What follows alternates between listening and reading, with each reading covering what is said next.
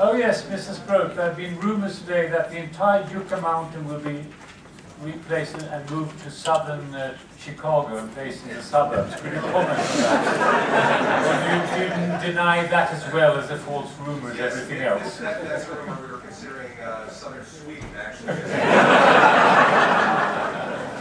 And you will pay for it.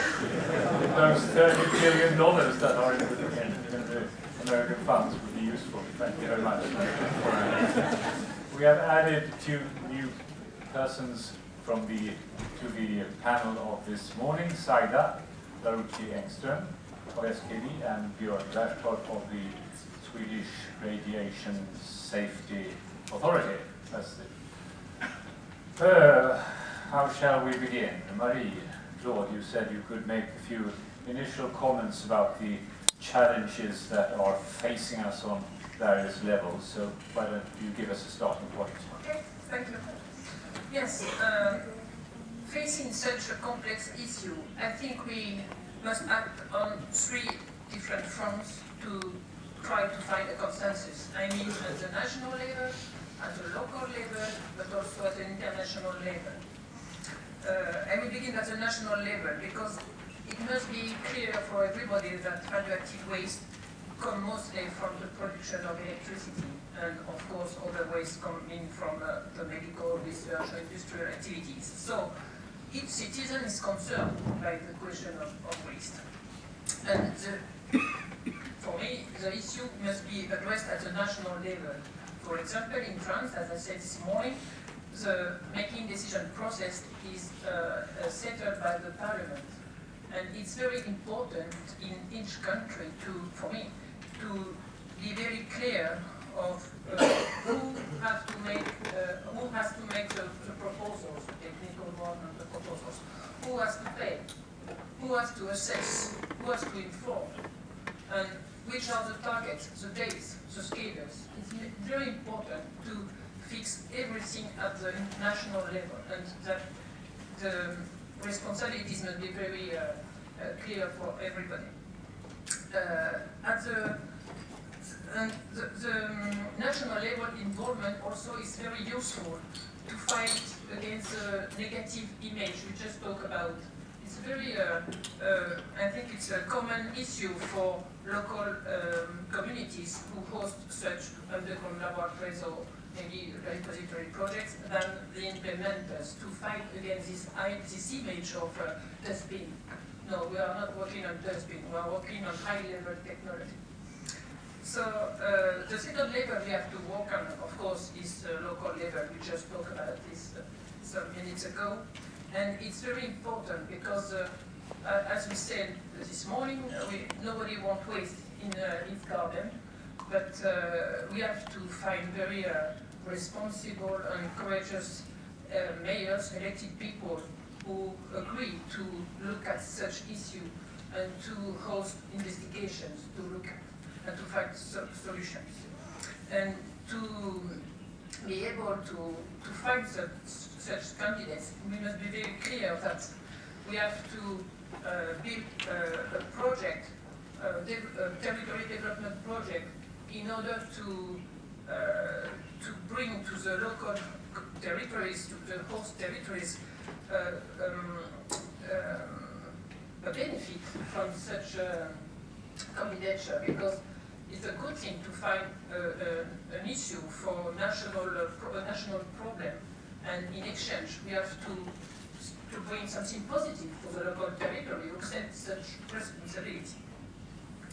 And thirdly, we have to work at the international level, and I use very frequently and very often the collective statement made by the IAEA and AEA at the local level to remind very regularly that the geological repository is the international reference solution for high-level waste of spent fuel.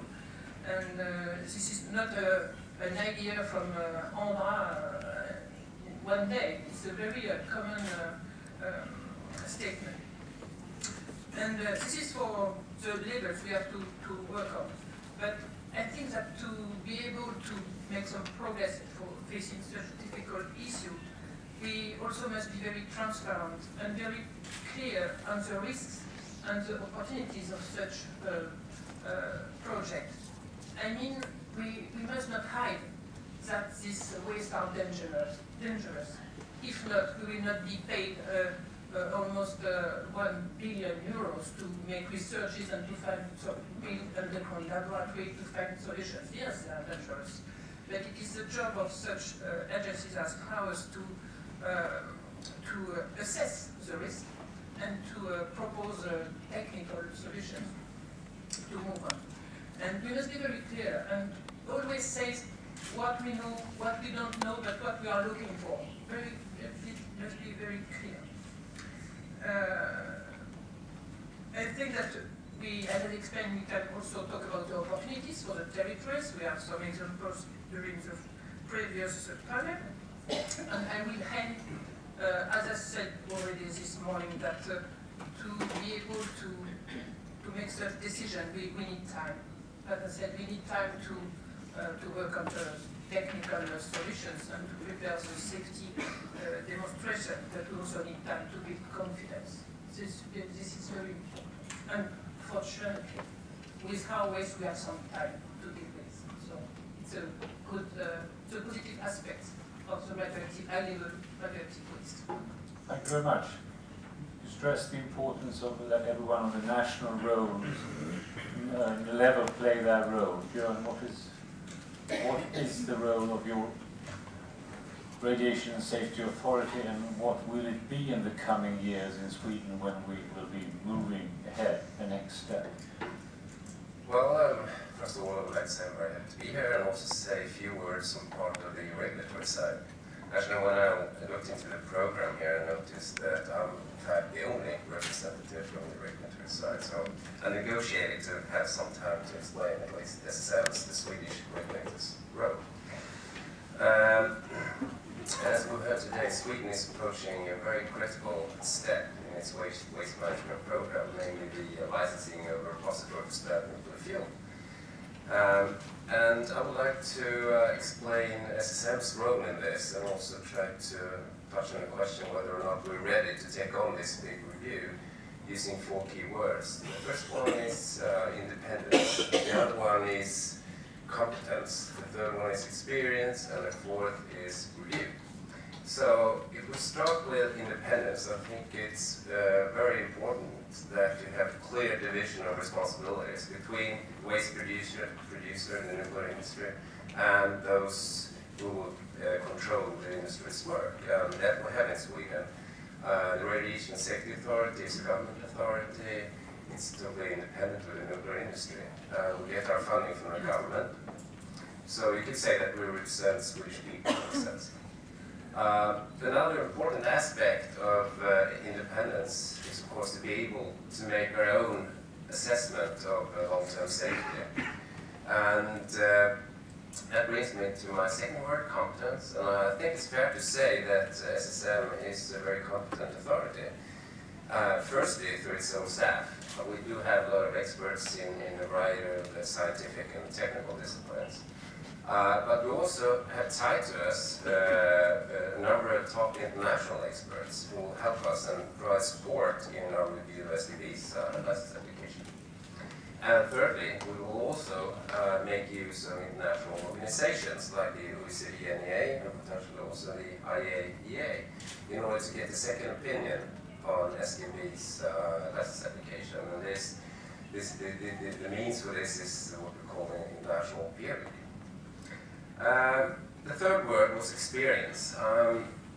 You heard today that SDB has been working on this concept for very many years now, more than 30 years. And similarly, the Swedish authority has been reviewing SDB's proposed method now for more than 25 years.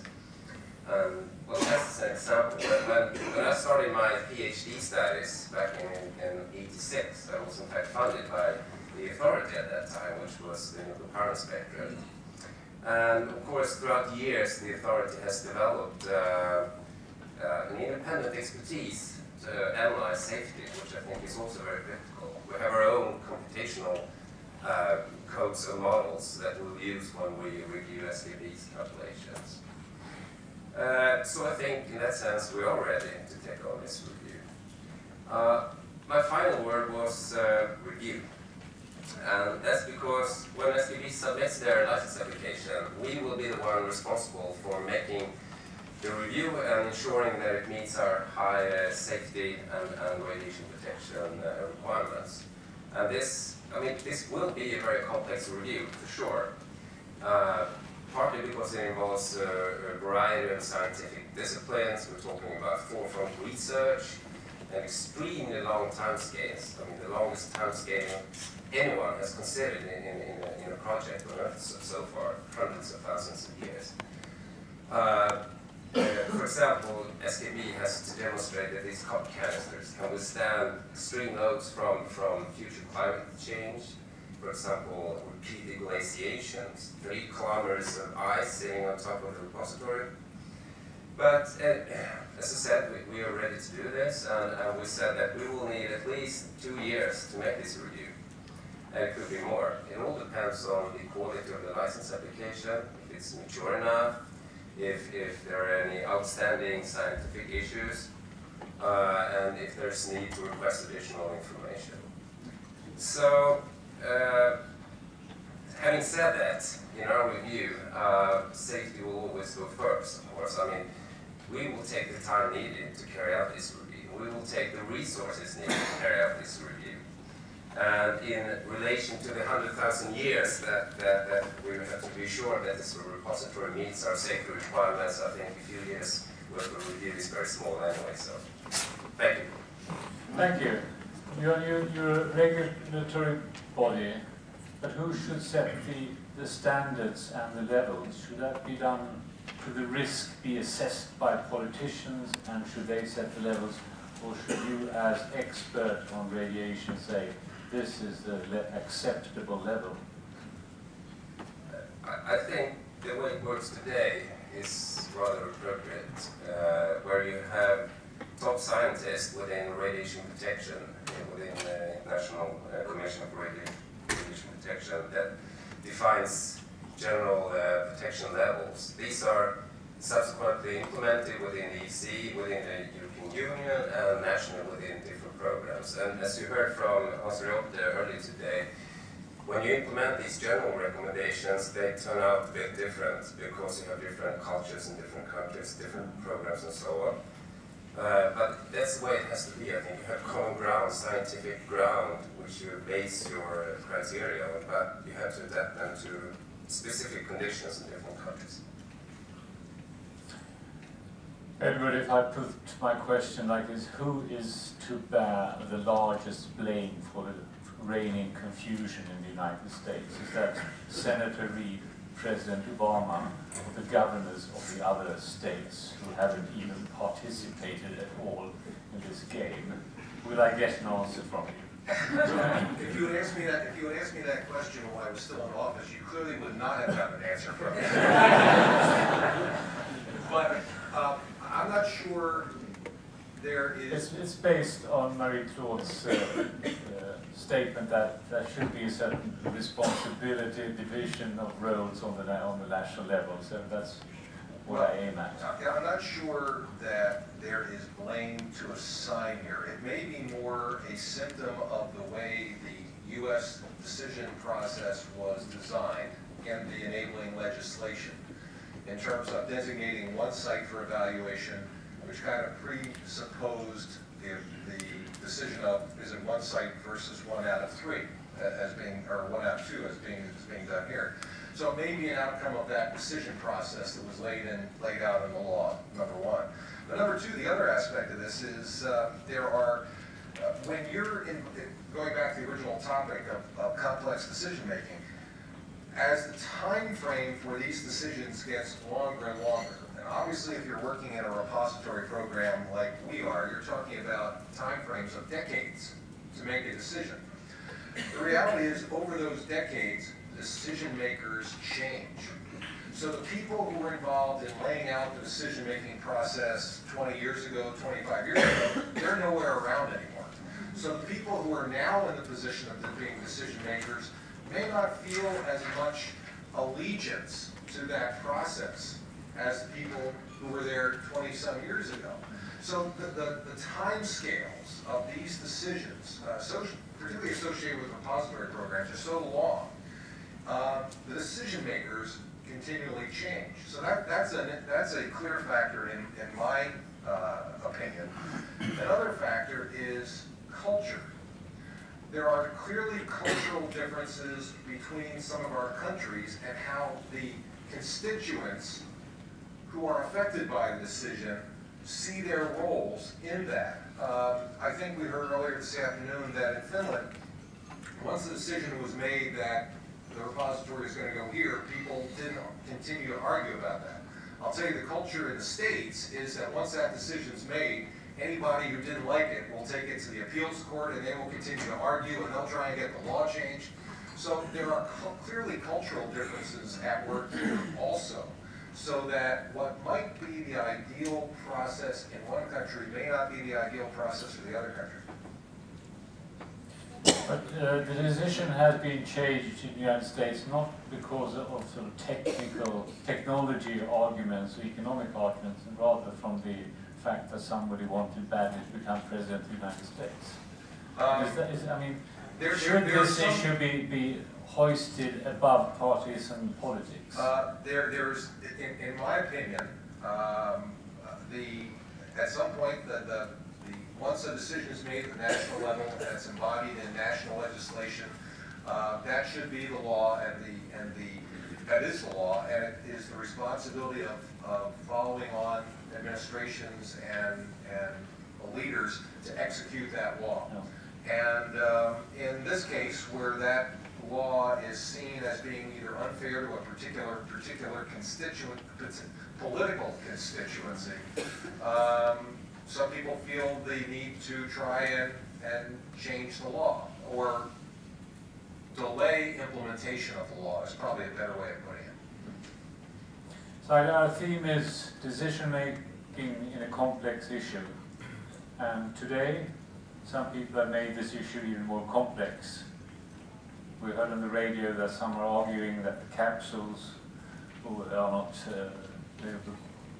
are corrosive, and that the deep repository is not safe enough. And these are people who care, who try to find out the facts and have to be taken seriously. So how much is your decision making affected by this increasing complexity of the issue? Well, having a critical view put forward to the SKB research is not a new feature in our sky. We meet that all the time. We meet it every third year when we submit our report for research and demonstration, development and demonstration to the government. This is actually the main goal for that plan, is actually to be reviewed and scrutinized by everybody, including the critical voices around our project. What we're referring to is actually the environmental group pushing forward the opinion that researchers in KTH here in Stockholm stated that our canisters might corrode in the span of 100 years and leak completely in the Baltic Sea. Hence, taking some statements about safety analysis on the long term, which our experts find they do not have ground to establish. We do not agree about their statements. We would like to differ, and I'd like to remind you about something that the IAEA representative said this morning, Hans Forsström. There is a set of role distribution in Sweden that has been very successful for our work. I think Björn Verstov just pointed at the role of the authority, the safety authority. So once in the beginning of the waste management work in Sweden seriously, the society, the Swedish society, and by that meaning the political establishment, the lawmakers, the industry, the authorities gathered their forces, joined their forces, and put forward role distribution, which meant that the industry would put forward a technical solution and a place, a site, a place to build a site. And the authorities will review. If we've done a good work, we will be granted a license. If we don't, and I believe you when you says that they can do that work and they intend to do it nationally and internationally review. So if we do the good work, we will be granted that license. So this is how the role distribution is put today. And we feel after 3 decades of research that we have reached a position where we have our method, KBS3, mature enough to be assessed by society and by the safety authority. Remind you that the same method that the Finnish colleagues have already decided upon. So usually one says, to whom much is given, much is expected. I'd like to put it the other way. From whom much is expected, few things should be given. And that means that, well, given the responsibility, and we would like to shoulder it by being able to put our case forward to the society. Your main argument is that our experts say that their experts are wrong. That might be a dangerous way of finding facts. It might be the other way around. And then my question is, why have you decided to decide so quickly when many other countries say, we still have time, it doesn't matter if we have a repository ready in 10 years or 15 years or 20 years. The important thing is that we find a long-term reaching solution. I would hardly put 30 years of research as going quick to the target. But still you want to be first. We do not want to be first. We actually do not have a race with other countries. We are dealing with our issues with our laws on our schedule. And actually this is not something that SKB can choose to do or not to do. This is a requirement by the government. If you want to run this nuclear power station in the future, you have to put forward a solution for the radioactive waste resulting from that production. That's actually what we are doing. Nothing less, nothing more. It's not a race. Bruce, how do you see the problems of decision making in this issue that has become even more complex as the day goes on?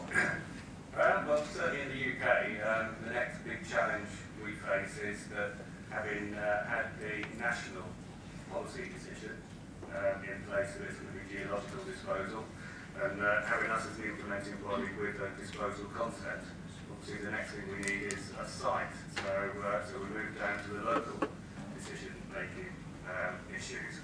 And there is a need for sort of clarity about the process is still open, so there's still looking for expressions of interest.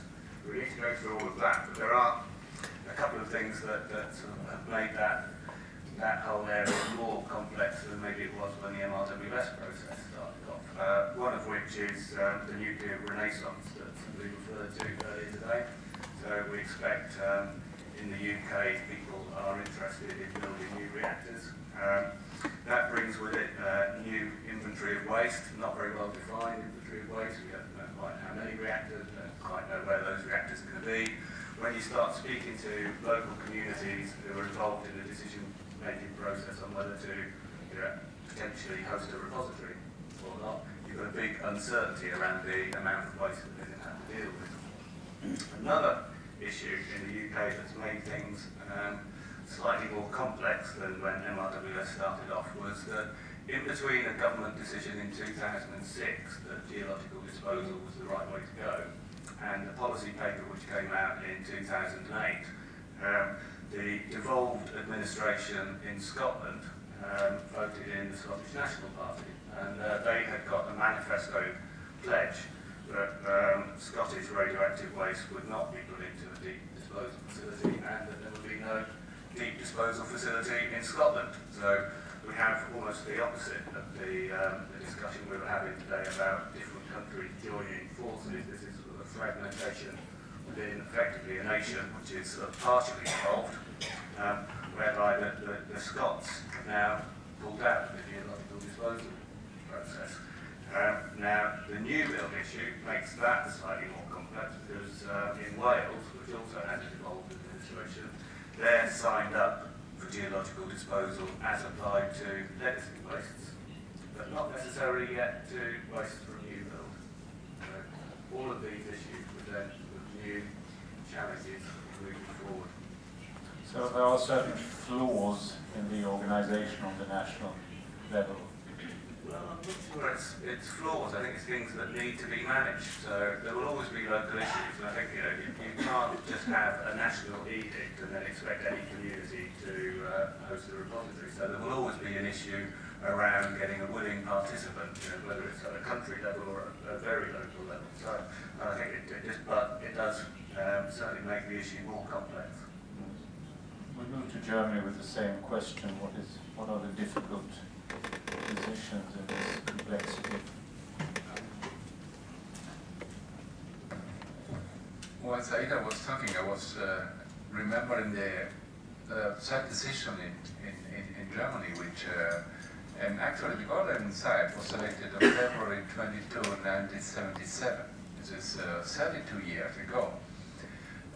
Of course, the procedure is totally different because we need to explore the site from inside, as explained earlier today. But this is a very, very, very long story. Meanwhile, what happened is that people said, well, you have selected this site at that time with the criteria of the 70s. And now, of course, science has evolved, and especially society has evolved, so that we need to go back to square one and start all over again. This is, of course, a dilemma, because this will immediately affect the rights of other stakeholders, namely the waste producers that have paid for the development of the site, the community of Gorleben, the little city of Gorleben, which is hosting this site now for 30 years and is very happy to do so, and have been fighting for us, and so on. So what we need is to find a way out of this dilemma involving the people. Of course, we need a kind of decision-making according to modern rules for a project which is already ongoing. And I think a template was shown by the Forum of Stakeholder Competence, who discussed this issue quite extensively in one of the meetings in Gorleben, telling definitely that, well, it makes no sense to restart or to stop a project and abandon it after 30 years and start all over again, but that a way needs to be found how to involve the local people as far as possible in all decision making from now on.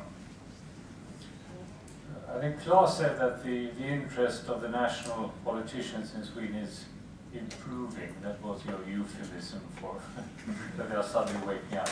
Do we need more active national politics to make this process going? I mean, can you be a regulatory body if you don't have active sort of owners who tell you what to do? Well, I'd like to emphasize what Claes has said this morning. I think we had the Minister of Environment visiting all the nuclear facilities of SKB this year and stating a few very important statements about the role distribution. Hence investing himself in this issue. And I meet more often people in our parliament that feel engaged and would like to know more, especially because the issue is going to a situation where they would have to take a decision in the future. So I think it's very positive. And what's very important, the national versus the local level. At the end of the day, these two have to cooperate around the decision, as we heard the mayors this afternoon say, that they would have a question by the government, so the government has to know enough about the project and the application to be able to have that kind of decision and dialogue with the community that have been investing knowledge and cooperating with SPV for the last 15 years. I'd like to comment on something else about this issue about going too fast forward. We meet every now and then these proposals about doing some more research because what we state would not be accepted, and this by minor groups. I always wondered, why would you believe more in the research we will be doing in the future where you do not believe the one we're putting forward today? This is one aspect. The other aspect is 30 years of research, 15 years of siting program, and almost as long time dialoguing with the communities. If you ask the middle person in Oskarshamn or Östhammar today, they will tell you, just give us an answer. We're done. You talk to all of us. We know enough about this subject. Take a decision, in or out. People have other issues. We might be in the nuclear waste management arrogant enough to think that everybody dreams about talking about waste management all their lives. That's hardly the case. We've done it enough. 15 years, that's it. Take a decision. We're in or we're out. So 30 years of research, 15 years of site selection in these communities is hardly getting very fast forward. Yeah, the issue about more active I need to comment on politicians or owners like the owners. I do think we have active owners. We have a very good dialogue, in fact, with the ministry. So that's not the problem. What could be a problem, maybe, is that the sort of national dialogue is not that obvious today. I mean, media, national television, and so on. I don't know exactly how to promote that, but that's something one could think of to sort of awaken the interest for this big decision that will come. If I'm allowed that also to comment on Saida's question, I'm going to fast forward. And I think from part of the Radiation Safety Authority, I think we agree that it would be very good now to have this concept tested, evaluated on one hand.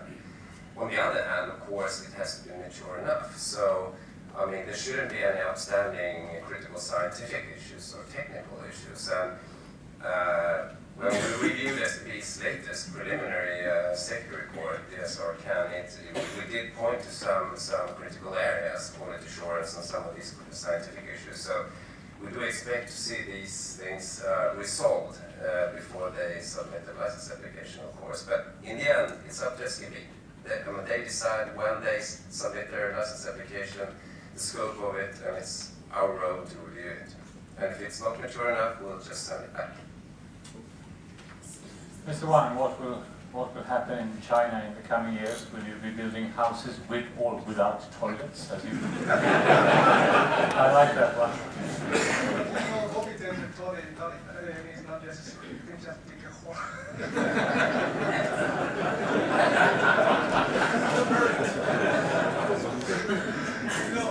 The decision making is really, difficult issue in all of the waste management programs. But I think there are three aspects. The one is that a driving force is very important. So you should have somebody who is very keen on to ask the government or to ask some organizations to make decisions. So you should have driving forces. And then the second is you should have used the proper way to decision. For example, I think the right way to make decision is that to first you should not do like this way, make decision, and then announcement, dialogue, and then defend yourself. This is not a good way, especially for the waste management program. You should communication first, then the second, involvement of stakeholders, discussions, and then decision. So this should be the proper way. And also, I think the international examples, international binding agreement, it will be also very important for you for the make decisions of waste management. But the situation in China is a little bit different. I agree with Mr. Sproul said, because of the cultural differences between among different countries, so the decision-making process in China is a little bit different. But for the waste management, I think, we are going to say, this morning I mentioned that we have selected the Beishan area in the Gobi Desert area is a potential area. So in the coming years, the government will discuss whether this area, just a huge area, is suitable or not decide on the small part or on 3 by 3 square kilometers site. So we'll make decision on the whole area will be suitable or not, and then we will go to the next stage. And also, as a driving force in China, to ask the government to make decisions with R&D project and some scientists and now some professors from the universities. It's a driving force for the government to tell the government officers, hey, you see the nuclear power plant is developing very quickly, and a lot of spent fuel will be generated, and then the spent fuel will be reprocessed, and then you need to vitrify the waste, liquid waste, and then you have to find a place to dispose of the hydro waste. So this, some of the government officers don't know how to deal with that. They only care about the increase of GDP and what kind of profit, what kind of things he could make during his term as an officer. So, but professors and some scientists take a very clear thinking about this kind of issue. So, I might be rude, but there has been a tendency in China to go for growth first. You build the industries, you produce things, and you get the money, and you can feed the people, and then you take care of the problems in an environment that has arisen. I don't know if it's the case any longer, but that has been a necessary attitude at the start of industrialization. But do you think, is this changing? Yeah, it's really changing. You see, China opened to the outside world 31 years ago. In the past 30 years, I think you can observe tremendous or huge changes in all of China, infrastructure and also living standard, everything. But this is an industrialization process, so it's a very beginning stage. The government or even the industry only pay on the development of production, so it knows, say, environment protection. But in the recent years, especially I think in the past 10 years, the government have paid more and more attention on environment protection. So, and also the ordinary people are very care about the atmosphere, the air quality, the water quality, and also how to deal with the waste. So things are changing because of there are some different kind of driving forces.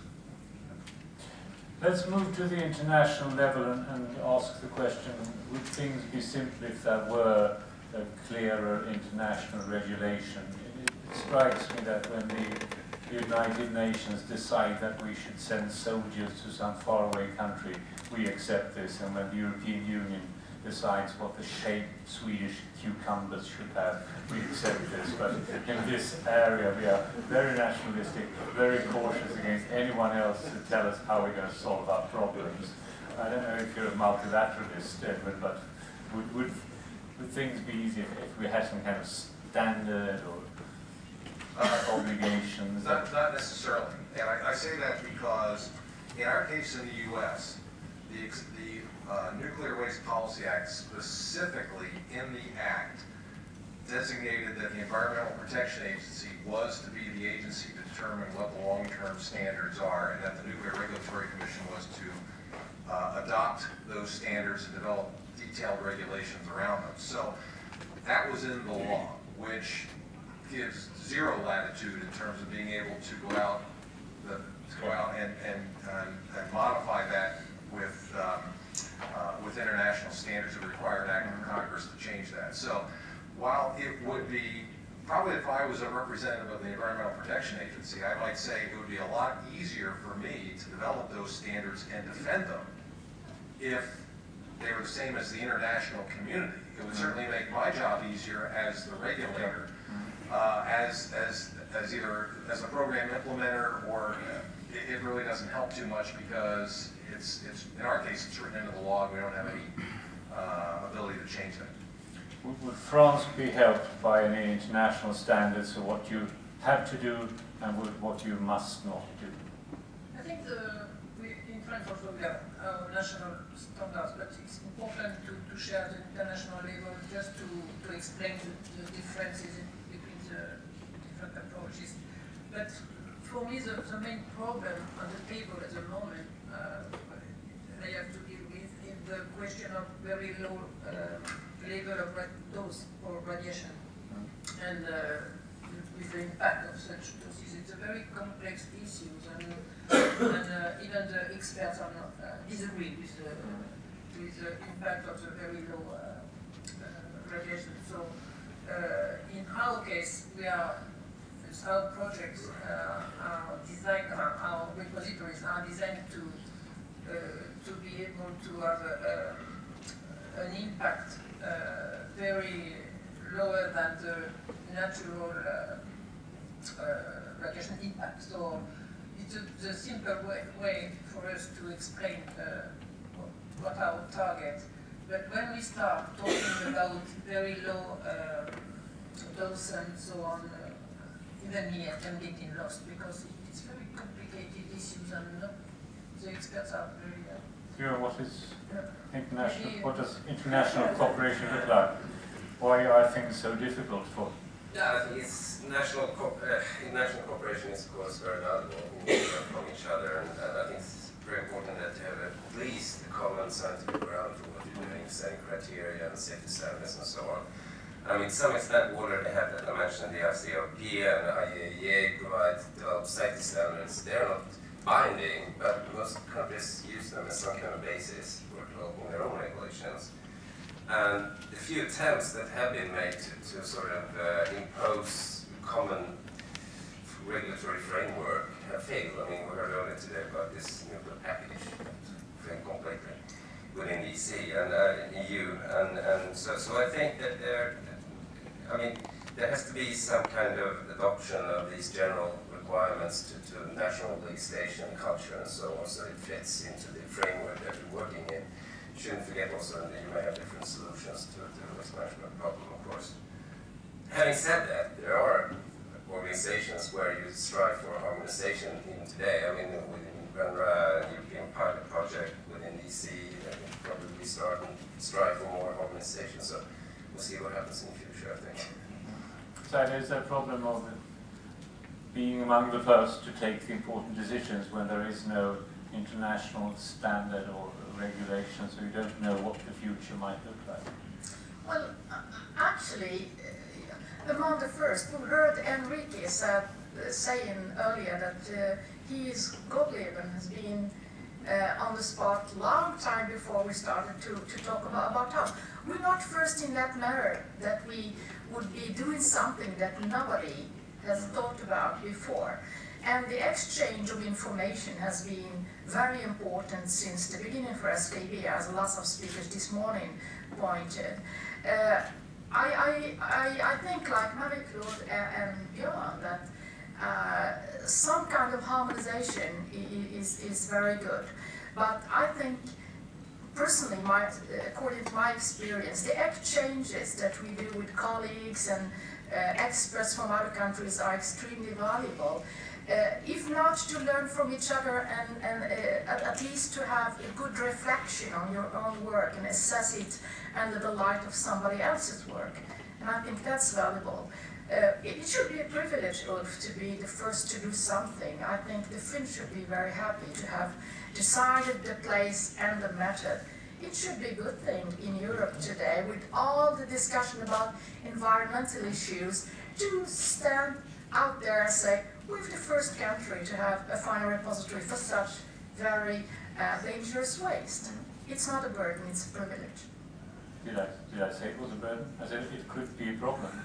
If all the latecomers form their own standard and you stand there in front all alone, then you have to do it all over again. I mean, you could be fooled into taking a too early decision. Well, you could be fooled if you had some work done in 1 year and discussed with nobody. We've been working for 30 years and discussing with everyone. I agree, it's a privilege to be first. Yeah. I would like to add a comment about the schedule and the uncertainties. I think we must keep in mind that the operation of such repositories will last, at least in France in our case, 100 years. So even if we seem to look at commissioning, the next step for commissioning, and in order to be able to first to build the repository and then to commission it, we must keep in mind that the safety authorities will not assess the project once. We know that we will have very regularly appointments and meetings and with our safety national authorities, and that the fact that we are able to begin the operation of the repository is very important for us, because we have to check that all we have modelized, designed, are effectively right when we put it in reality. And the monitoring of the repository will be very important. We have at SKB, we are working on a very important surveillance and monitoring program for the future repository. And it is important for us to say that when we will, maybe if one day we are authorized to operate such a repository, it will be under control, and it will be a very monitored installations, and we can do what we have to do if we detect a signal that shows that what is going on is not exactly what we have planned to. So even after the first decision for the commissioning, there will be many steps and many stepwise approach to Okay. I'd like to comment a little bit on this process of harmonization that actually has taken place, in the sense that the safety objectives in all the countries, at least in Europe, are currently quite similar. There are certain differences in the numbers, but I think they are irrelevant. An important aspect of this communication that permanently goes on between the so-called agencies is that this is long sending seeds to the new member states in the European Union. As you might know, we have been, a number of us, in very close cooperation, have been providing assistance to the new member states to help them raise their levels of safety to what we tend to denominate the Western standards. In some cases, I think with significant impact into their programs, not always to their happiness, because it usually costs money, but certainly in benefit of future generations. So, I mean, this is a further aspect that the cooperation is extremely valuable and fruitful. It's more on best practice and benchmarking than on regulation. Yes, but we do not necessarily end up with the same technical solution for a certain problem. This is partly due to the fact that we do have different host formations and have to react to them, but also to the ways and means how in countries, in our different countries, the technology is used to solve technical problems.